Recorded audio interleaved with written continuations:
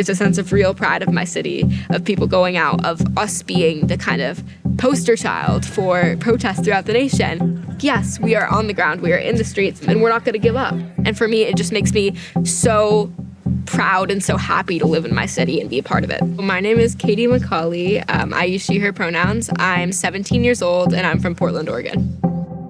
I vividly remember being kind of in middle school and younger and feeling like I had this kind of calling and I had this kind of incentive to do something in the world, but I didn't know how. Sorry, I had a meeting that went over a little bit. I started getting involved with multiple organizations, the first of which was Next Up, which is an organization that works to involve youth in democracy and kind of empower them and enfranchise young voters. And as I became involved with them in terms of voter registration efforts, canvassing, all kinds of different things, I felt like I really could see tangible effects and the tangible markers of me doing activism work.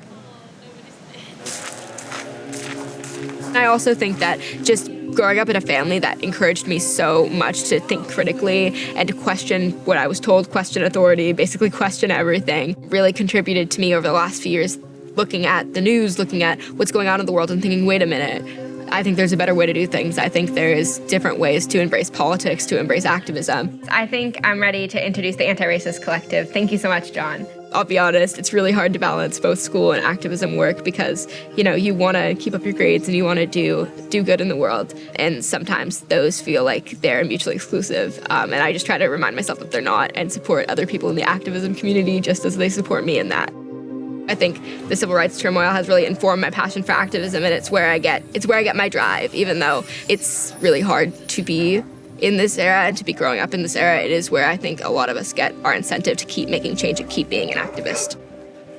It's sort of like you can't afford not to have hope right now because you have to believe that things are going to change. One of my favorite quotes is by Angela Davis, and she says, "You have to believe that it's possible to radically transform the world, and you have to do it every day."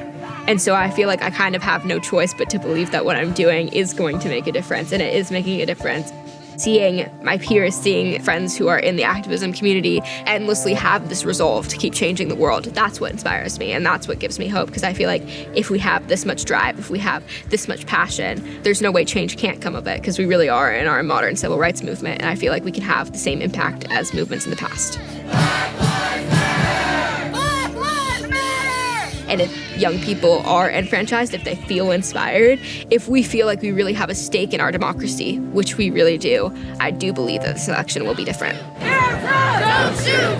I actually can't vote. I'm missing the election day by 3 weeks, which is a very close margin and very sad.